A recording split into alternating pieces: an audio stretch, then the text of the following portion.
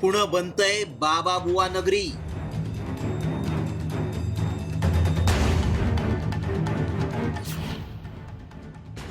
तेवीस वर्षांच्या मोटिवेशनल बाबाच्या जाळ्यात तरुणी।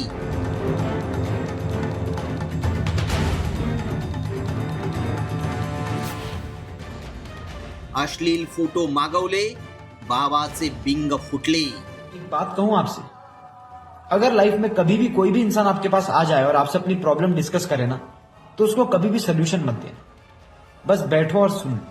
ऐकलत? हा हँडसम मुलगा तुम्हाला मोटिवेशनल स्पीकर वाटत असला तरी या गोंडस चेहऱ्यामागे जे काही लपलंय ते पाहून तुमच्या तळपायातील आग मस्तकात गेल्याशिवाय राहणार नाही। तर हा आहे पुण्यातील 23 वर्षीय स्वयंघोषित भोंदू बाबा दिव्य परमार। या स्वयंघोषित भोंदू बाबानं एका तरुणाला सापळ्यात अडकवल्याचा पर्दाफाश झालाय। या भोंदू परमारनं आपल्या शब्दजालात अडकवून आणि भीती दाखवून तरुणींकडून त्यांचे अश्लील फोटो मागवल्याचं उघड झालंय। पोलिसांनी त्याला बेड्या ठोकल्यात। मुलीने एक तक्रार दिली की आहे की एक सोशल मीडिया इन्फ्लुएन्सर आहेत, त्यांचे ते लेक्चरला अटेंड करतात। ते लेक्चर अटेंड करीत असताना त्यांना वेगवेगळ्या माध्यमातून जे व्हॉट्सॲपवर माध्यमातून त्यांना तुमच्या शरीरामध्ये निगेटिव्ह एनर्जी आलेली आहे, ती निगेटिव्ह एनर्जी मी दूर करतो, तुम्ही फोटो पाठवा, अर्धनग्न फोटो पाठवा, अशा पद्धतीने मागणी केली। अंधश्रद्धा निर्मूलन कायदा जो आहे त्या अन्वये गुन्हा दाखल केलेला आहे, IT ॲक्ट अन्वये गुन्हा दाखल केलेला आहे आणि BNSSचे कलमानुसार आपण गुन्हा दाखल केलेला आहे। महाविद्यालयात शिक्षण घेत असताना स्वयंघोषित भोंदू दिव्यनं मोटिवेशनल स्पीकर म्हणून स्वतःचा प्रचार सुरू केला।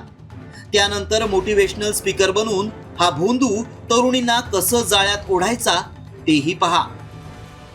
वयाच्या 18व्या वर्षी स्वयंघोषित भोंदू दिव्य परमारनं ठिकठिकाणी भाषणं द्यायला सुरुवात केली। कालांतराने सोशल मीडियावर स्वतःच्या नावानं एक चॅनल सुद्धा सुरू केलं। या चॅनलच्या माध्यमातून त्यानं आपले फॉलोअर्स तयार केले। पुढे अशा फॉलोअर्सकडून शुल्क आकारून त्यांच्यासाठी व्याख्यान देऊ लागला। काही दिवसांनंतर त्यानं स्वतःला आध्यात्मिक गुरु म्हणून घेण्यास सुरुवात केली। त्यानंतर आपल्या संपर्कातील महिला आणि तरुणींना व्यायाम विषयक टिप्सही देऊ लागला आणि त्यातून तुमची व्यायामातील प्रगती करायची असेल तर अर्धनग्न फोटो पाठवा अशी मागणी करून काळे कारनामे करू लागला। या भोंदूच्या जाळ्यात आणखी किती मुली अडकल्यात याचा तपास पोलिसांकडून सुरू आहे। मात्र शिक्षणाचं माहेरघर समजल्या जाणाऱ्या पुण्यात भोंदूगिरीचा महापूर आलाय। कधी धर्माचा आणि चमत्काराचा धाक दाखवून आर्थिक फसवणूक केली जाते, तर कुठे खराच सारखं लैंगिक शोषण केलं जातंय।